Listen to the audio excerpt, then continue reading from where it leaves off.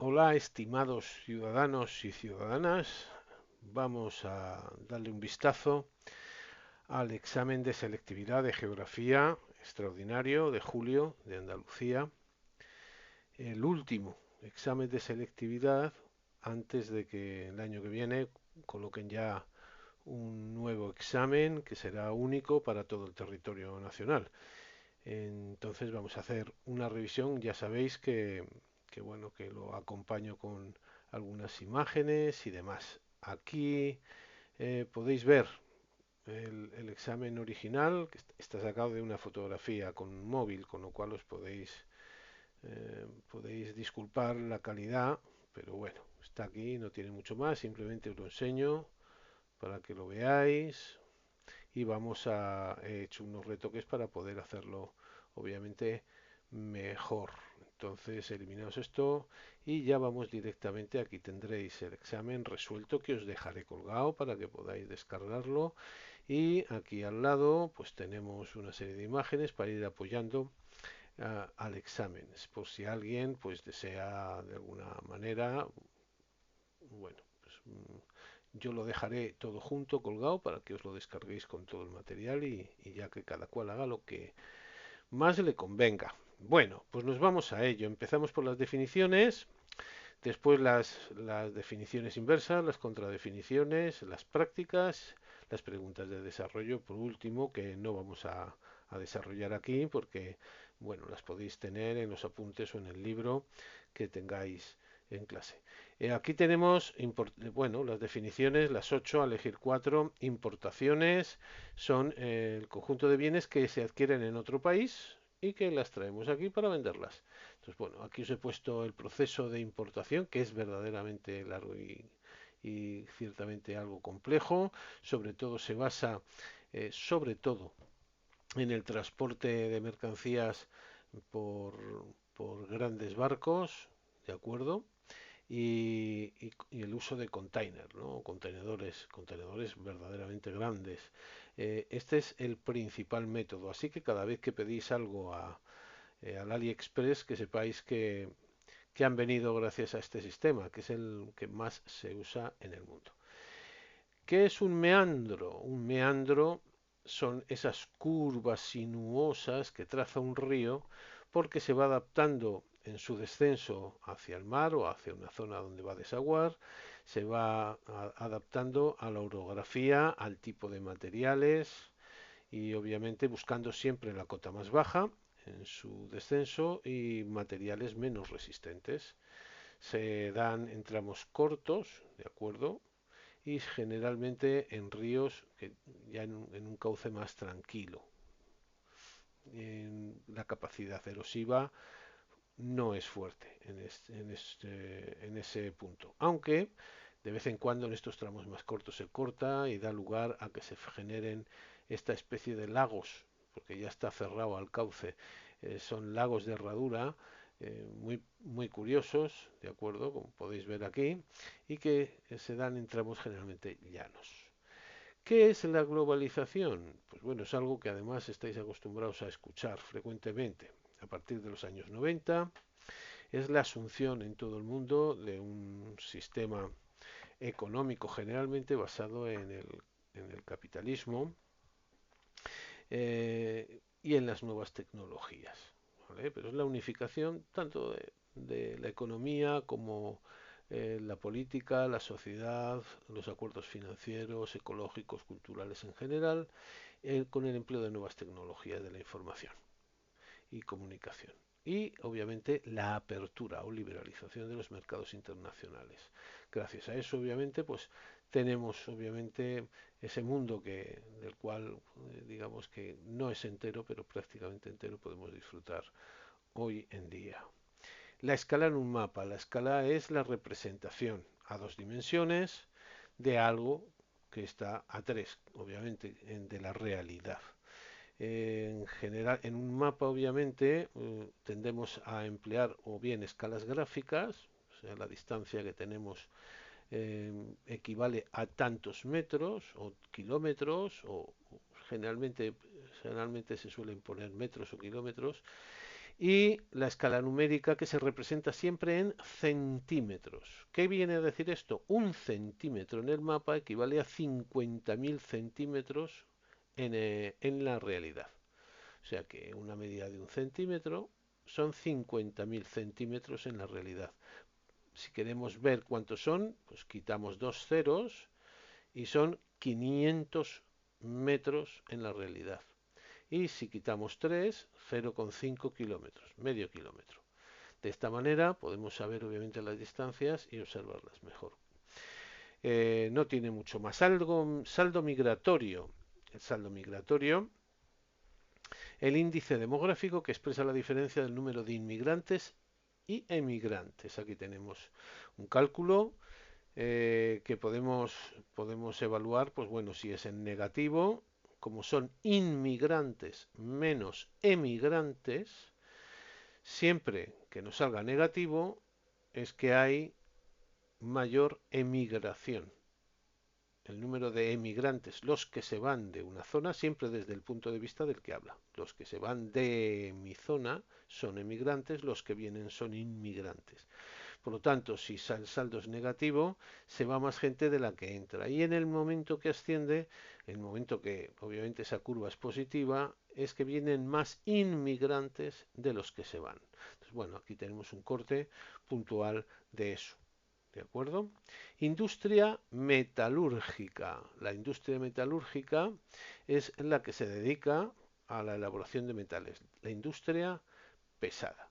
Bueno, tenemos la industria pesada o de base, que son las extractivas, las siderúrgicas, que es la de el hierro y el acero, la metalúrgica, el resto de metales, cobre y aluminio, por ejemplo, petroquímicas, la fabricación obviamente de plásticos, por ejemplo, la química pesada o básica, la fabricación de ácido sulfúrico, la de bienes de equipos, que se dedica a la construcción de maquinaria, o sea, grandes hornos de fundición, grandes barcos de muchísimo tonelaje, la aeronáutica o espacial, aeroespacial, o sea que estamos hablando de obviamente productos de gran peso, ¿vale?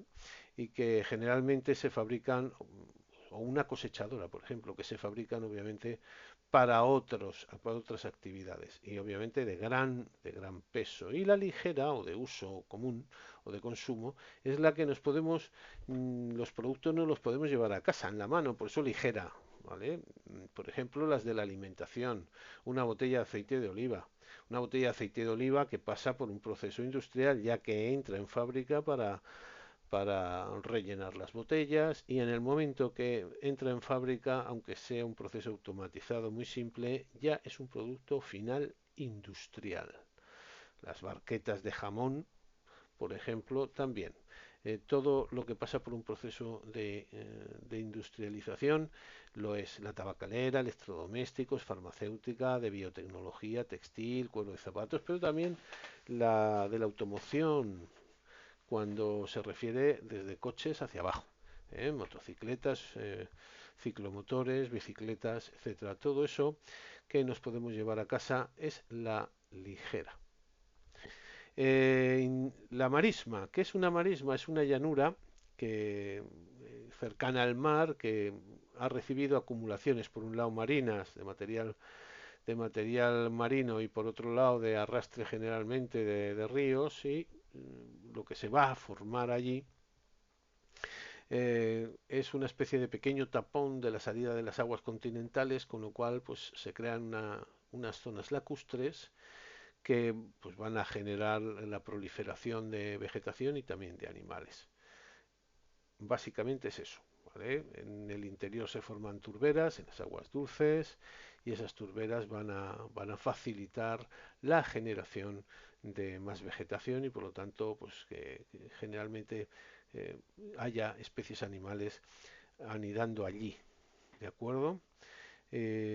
Polígono industrial, pues es un terreno bastante delimitado para la implantación y el funcionamiento de fábricas, almacenes, talleres, en general a las afueras de las ciudades, porque el suelo es más barato y además hay más terreno, donde puede haber obviamente unos accesos fáciles, generalmente para vehículos de gran tonelaje porque son los que van a distribuir los materiales fuera y además del material que requieren esas fábricas les llegue con facilidad sin interrumpir obviamente las zonas habitacionales ni causar molestias. Entonces, eso salvo en algunas localidades más pequeñas que crecen de forma un tanto anárquica, pero que tampoco son tan abundantes, en el plan general de ordenación urbana de una ciudad aparecen claramente delimitados y posicionados. ¿De acuerdo? Aquí veis sus características típicas que seguramente estaréis habituados a pasar más de una vez por ahí. Aquí tenéis de la parte B, lo que es del glosario también, la contradefinición. Pone semicircunferencia imaginaria paralela al ecuador utilizada como referencia para la medida de la latitud. Bueno, está mal dictado, ya que el paralelo, los paralelos, que son estas líneas paralelas al ecuador, para marcar la latitud, no son semicircunferencias, sino circunferencias completas. ¿De acuerdo? Y además, el ecuador, cuando, cuando no se refiere al país, va en minúscula. ¿De acuerdo? Pero bueno, es por diferenciarlo. Pero bueno, tampoco pasa nada. Pero bueno, no es una semicircunferencia como aparece descrito, sino circunferencia completa. ¿De acuerdo? Y a partir de ahí, obviamente, de 0, que es el ecuador, hasta 90 grados norte o 90 grados sur. Seguimos. Grupos de plantas y animales que solo se dan en determinadas zonas generalmente aisladas. Yo he puesto aquí un ejemplo. Zona aislada, una isla, obviamente, en este caso las Islas Canarias, he buscado ejemplos. Y aquí tenemos un drago, por ejemplo, o el tajinaste rojo, típico de las Islas Canarias, también se le llama la sangre del Teide. Es unas plantas de hasta 3 metros, 3 metros y pico de altura, son sorprendentes y que son endemismos, solo se dan en las Islas Canarias. ¿De acuerdo? Parque tecnológico, a diferenciar del parque industrial, es aquel que concentra empresas o instituciones dedicadas a la investigación, el desarrollo tecnológico, la innovación, el I+D+I, ¿de acuerdo? Y que además visualmente tienen diferencias con lo que es ¿eh? estos territorios, o sea, el polígono industrial o un parque industrial, vemos que tiene unas características visuales, mientras que estos de investigación y desarrollo tienen otras, bastante mejoradas, por cierto. Entre otras cosas porque no se produce fabricación, los accesos a él no requieren grandes espacios porque no van a llegar grandes camiones y por lo tanto pues bueno, sí que hay una diferencia. Y por último, un curso de agua impetuoso, irregular, que se forma después de fuertes lluvias, es un torrente, que lo hay de forma natural, que se encaja en las vías de salida, los cauces de alta montaña, donde puede bajar con gran fuerza porque se ha descargado muchísima agua y hay además deshielo, por ejemplo, junto con la tromba de agua y se encaja obviamente en ese cauce, aunque muchas veces se puede salir de él por lo excesivo, ¿de acuerdo? Y acaba en las zonas más bajas, saliéndose obviamente y produciendo pues un poco más o menos lo que vemos, esas torrenteras que pueden llegar a sacar incluso los automóviles de zonas de circulación. Ya conocemos los casos. ¿De acuerdo? Y con esto terminamos esta primera parte y entramos directamente en lo que son las prácticas, ¿vale? Que en este caso hay dos que se refieren a la geografía física y que voy a dar aquí apoyo para que lo podamos ver, ¿de acuerdo? Por un lado, nos dice, indique 4 provincias que incluyan zonas con precipitaciones entre 0 y 30 milímetros anuales, pues si vemos la escala del naranja oscuro, más oscuro y el rojo, estamos viendo esta zona del sureste español y también zonas de las Canarias, con lo cual pues las provincias que podríamos denominar, aunque aquí os he puesto 3 y os he puesto por ejemplo más, las podemos nombrar todas, serían Alicante, Murcia, Albacete, Almería, ¿de acuerdo? Y por otro lado, Las Palmas y Santa Cruz de Tenerife. Esas son las zonas que se destacan en el mapa. ¿De acuerdo? Comente la relación existente entre las precipitaciones y el relieve de España. Pues bueno, el relieve es importante porque actúa no solamente el relieve como barrera, de acuerdo a las corrientes de aire que traen las nubes, y nos encontramos, pues bueno, con la altitud que interfiere, la orientación de las laderas. No es lo mismo, obviamente, por ejemplo, el sistema ibérico, que está orientado del noroeste al sureste, aunque prácticamente norte-sur, con obviamente la cordillera cantábrica, ¿eh? de oeste a este o de este a oeste. Eh, pero bueno, ¿vale? La orientación de las laderas, la disposición del relieve y aumentan las precipitaciones cuanto más alto en las grandes alturas, obviamente, se nos producen más precipitaciones. ¿Por qué? Pues porque obviamente ya sabemos que las masas de aire cuando ascienden se van enfriando con un gradiente térmico de aproximadamente de menos 0,5, 0,6, menos 0,56 grados cada 100 metros que asciende esa masa de aire al chocar contra la ladera de una montaña. ¿Vale? Si el gradiente es húmedo, ¿de acuerdo? Si es seco es un grado. Pero bueno, lo que incide obviamente en que se sature el aire, aumenten las precipitaciones. También la disposición u orientación a la entrada de los vientos atlánticos. ¿Qué pasa aquí? Pues bueno, que los relieves como el sistema central, los montes de Toledo, Sierra Morena, no sirven de barrera en general a la entrada de vientos desde el oeste.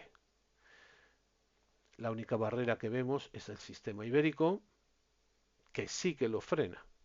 ¿De acuerdo? Que sí que lo frena. Y bueno, en cierta medida también lo frena en general Sierra Morena, no excesivamente, pero lo frena, sobre todo con la entrada a lo que es Andalucía, el Valle del Guadalquivir, sobre todo. ¿De acuerdo? Después, la barrera de las Béticas va a frenar también la entrada de esos frentes atlánticos hacia la costa sur de Andalucía. ¿De acuerdo? Entonces, pues bueno, eso interfiere también. También además se producen lluvias orogénicas a la entrada de vientos húmedos desde el Atlántico y a la medida que ascienden van descargando agua, con lo cual obviamente la existencia de esas montañas lo facilita porque si no entrarían como paseándose, como se pasean por la meseta norte y sur, no encuentran relieves que intercepten esa entrada hasta que llegan al Ibérico y entonces descargan en el Ibérico el agua. Bien, aquí pasa lo mismo desde el sur, cuando entran vientos del sur húmedos, se encajan en los sistemas béticos, la Sierra de Grazalema, la Serranía de Ronda, y esos vientos llegan, descargan el agua aquí en la serranía, y cuando bajan, generalmente hacia el este y hacia el sur, bueno, pues esos vientos lo que van a hacer aquí es producir el efecto Foehn. Llegan más cálidos con menos agua. En invierno nos traen lluvias en general a esta zona y en verano lo que nos traen son los vientos terrales de interior porque el viento que ha venido desde el Atlántico no llega con mucha humedad, si tiene algo lo descarga en las cumbres y el resto es una bajada duplicando la temperatura del aire y obviamente llegando muy seco, con una gran demanda de agua para equilibrarse y eso es lo que hace que llegue un aire abrasador. ¿De acuerdo? Los terrales, los vientos terrales.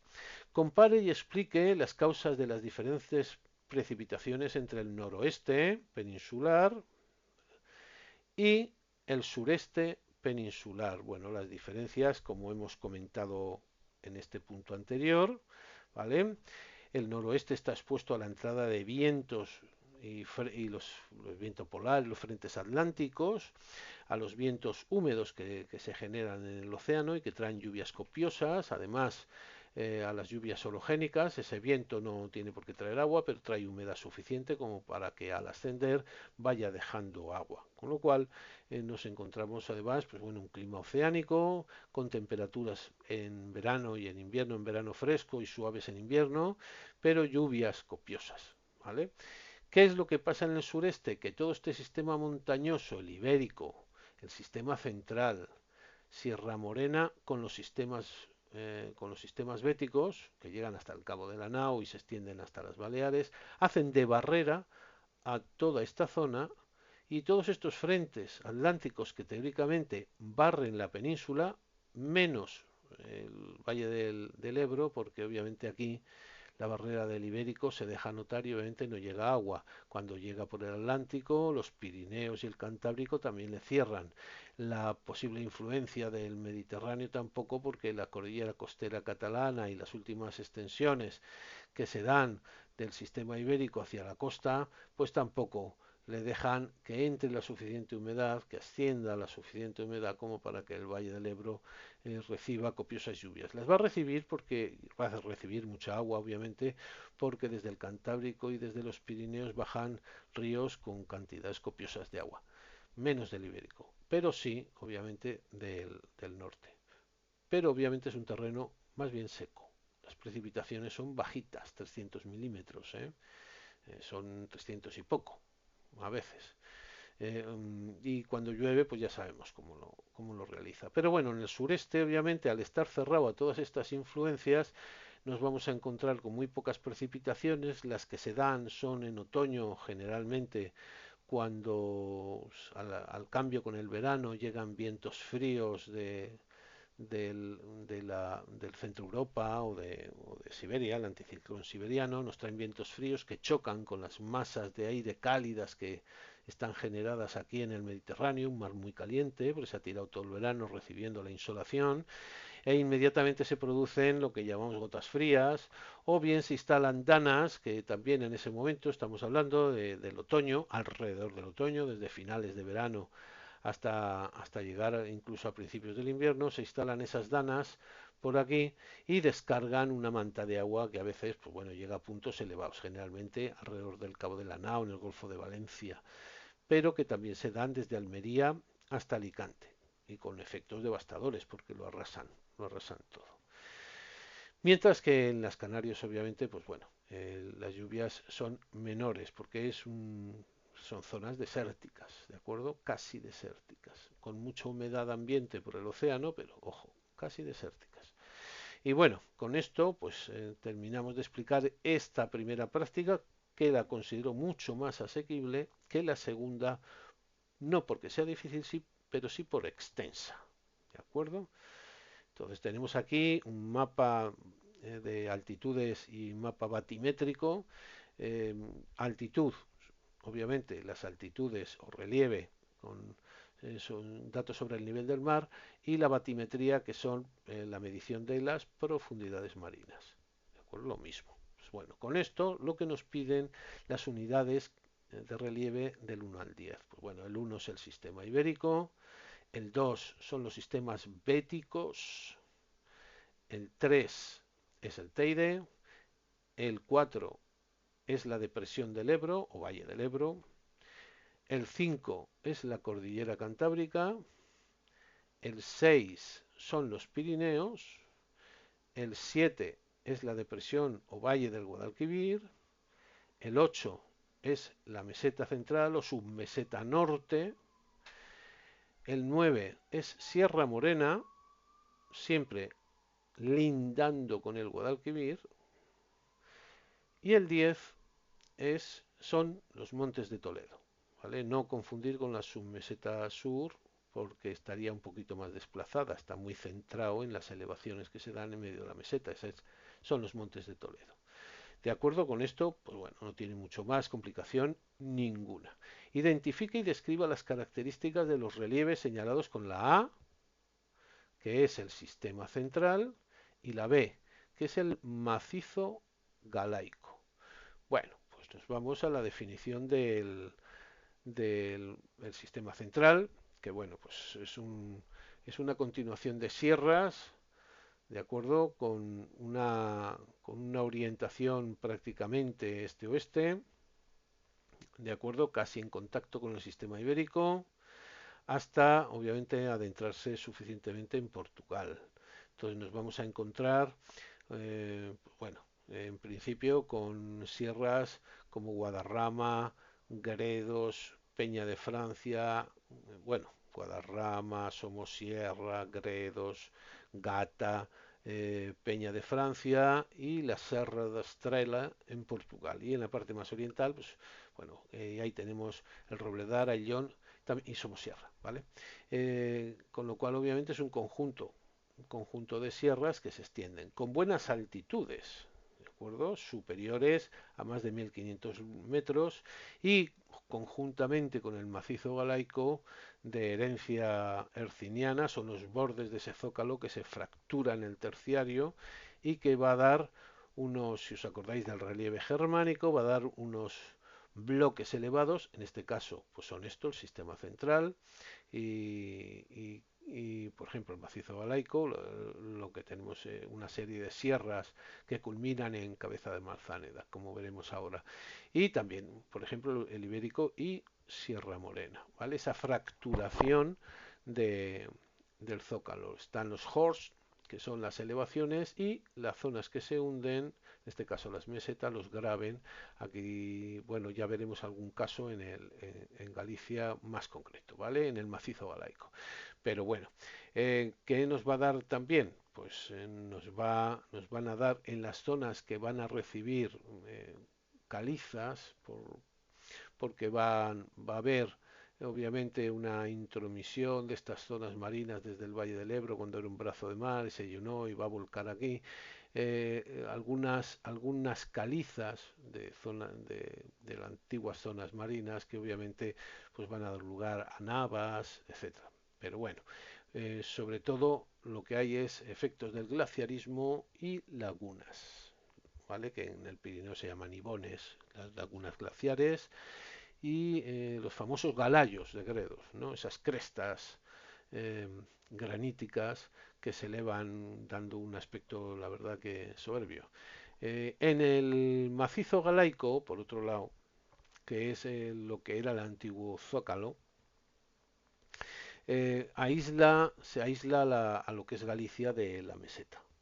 Están, en este caso veremos que aquí en León, lindando con Galicia, está el Bierzo, que es un graben, es un hundimiento de lo que hablábamos antes, los horst y los graben, pues en este caso es el hundimiento del zócalo, que como está lleno de materiales de la época herciniana, vamos a, digamos que vamos a ver materiales incluso del carbonífero, vamos a ver materiales muy interesantes para la explotación minera, ¿de acuerdo? Carbón, hulla, lignito, oro y hierro, ¿de acuerdo? Ya lo explotaron por León los romanos, si habéis visto algún ejemplo por ahí, ¿de acuerdo?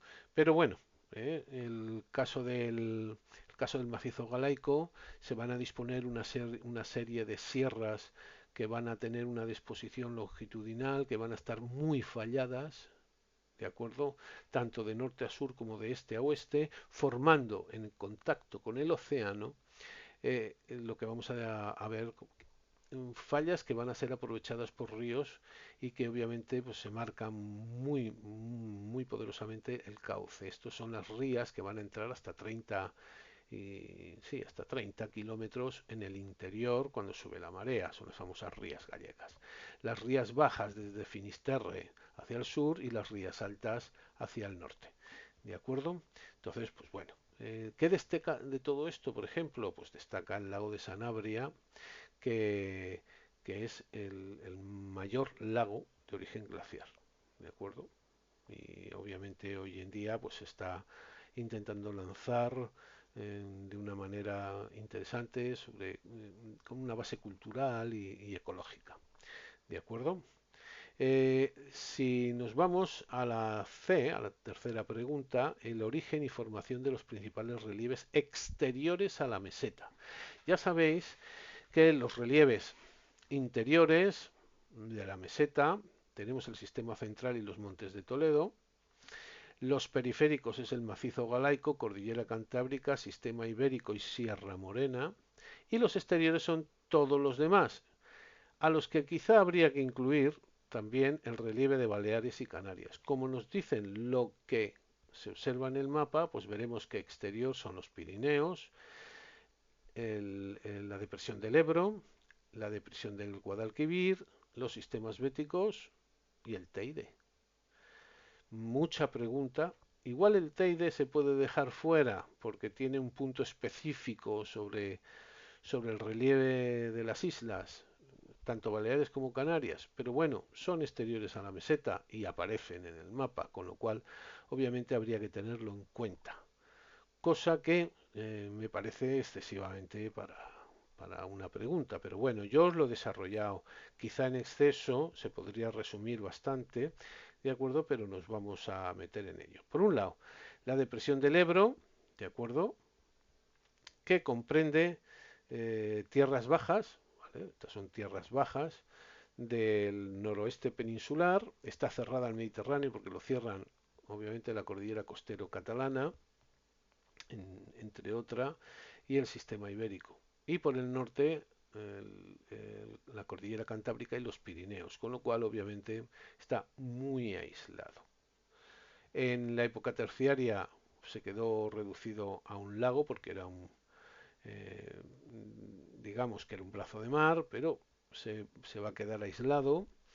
Un lago donde se van a depositar materiales que la erosión va a ir excavando de las montañas, por lo tanto la visión desde el sur de los Pirineos es mucho más alta que desde el norte, desde Francia. El aspecto es más imponente desde el sur, ¿de acuerdo? ¿Qué es lo que nos vamos a encontrar? Pues materiales más gruesos alrededor del Valle del Ebro y materiales más finos en el centro, o sea, los hielos, perdón, los yesos, las sales, las margas, areniscas, ¿de acuerdo?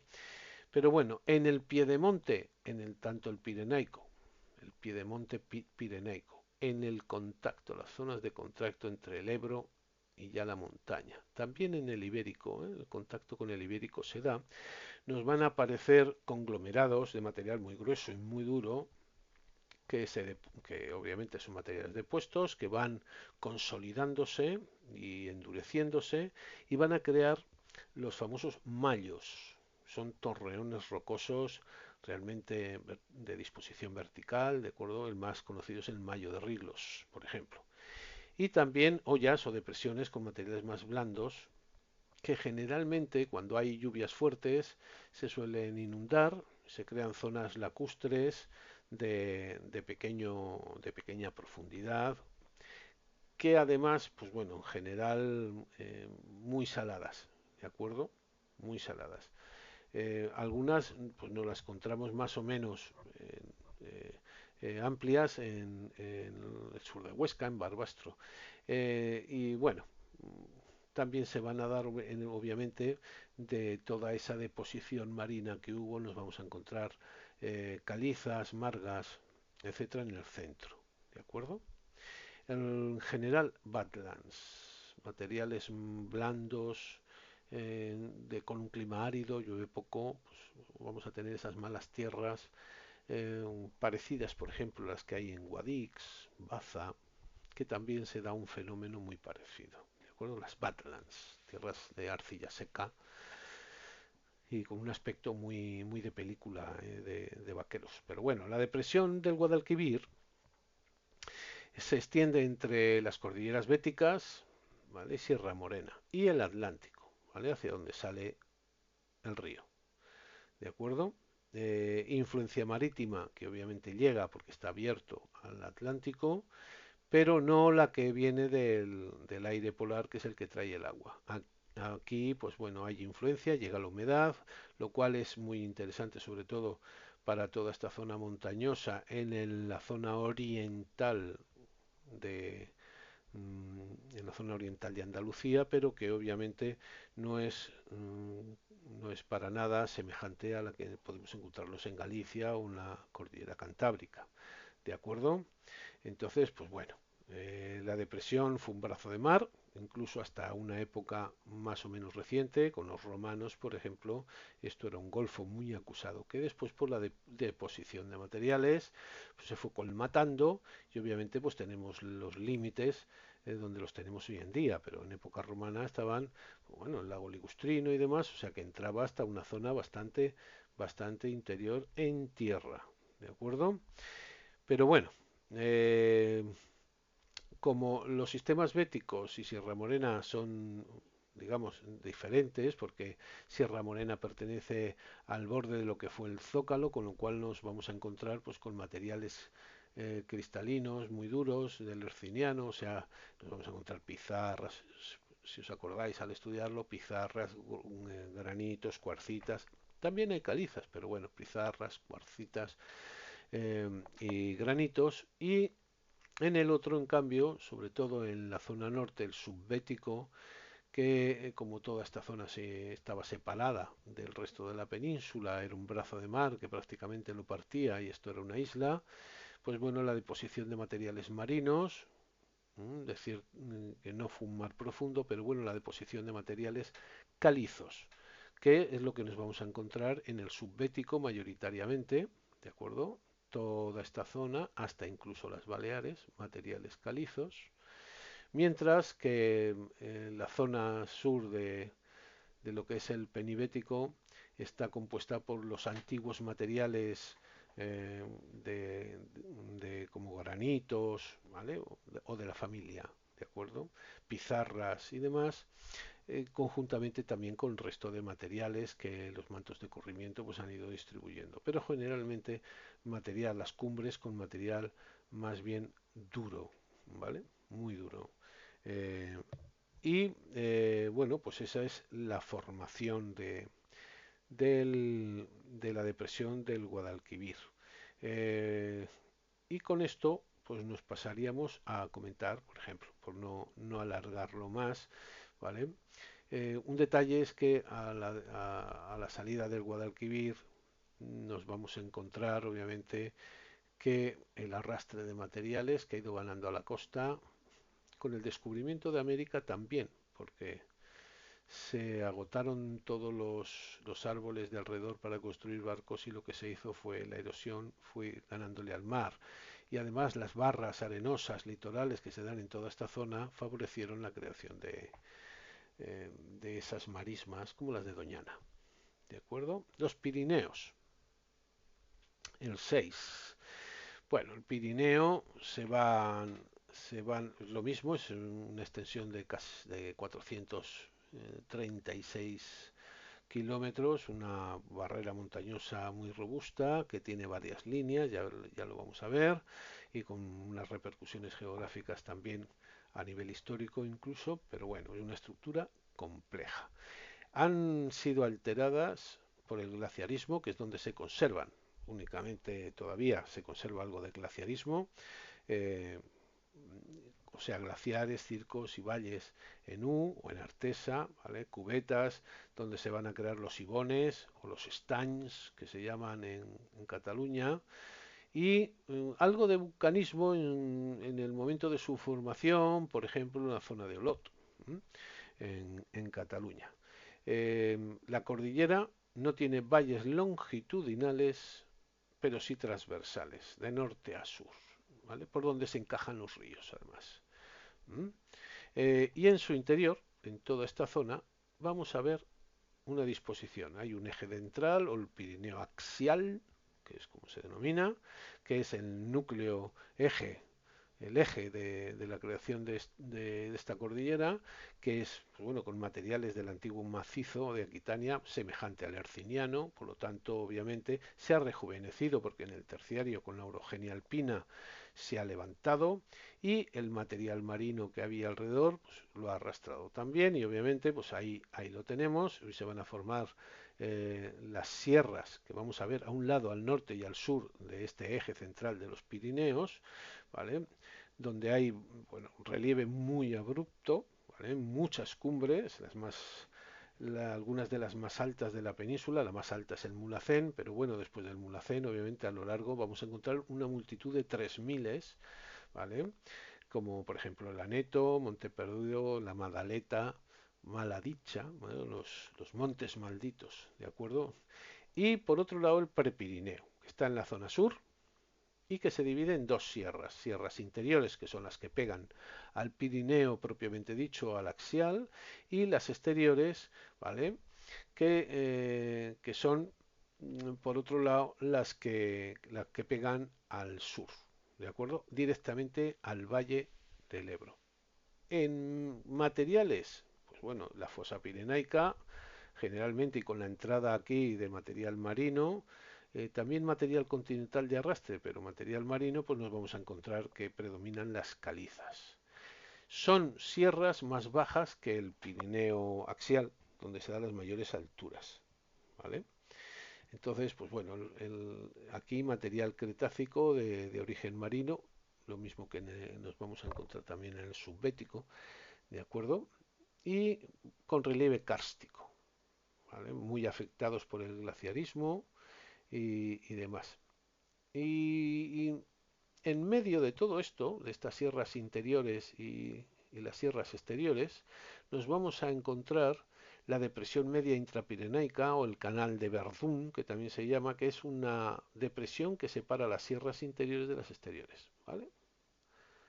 Y muy parecido a lo que en las béticas, la disposición entre el subbético y el penibético es el pasillo intrabético, ¿de acuerdo? Que va a conectar pues, desde las serranías de Cádiz, pasando por las diferentes ollas que nos encontramos en la disposición entre el subbético y el penibético, pues desde allí hasta la olla de Guadix-Baza en Andalucía y seguimos conectándolas. Es por donde van la mayoría de las comunicaciones porque es la zona más asequible. Lo demás es muy abrupto y también es complicado. ¿De acuerdo? Pero bueno, con esto pasamos a las béticas, lo que hemos comentado, y nos encontramos en las béticas, las cordilleras béticas, por un lado,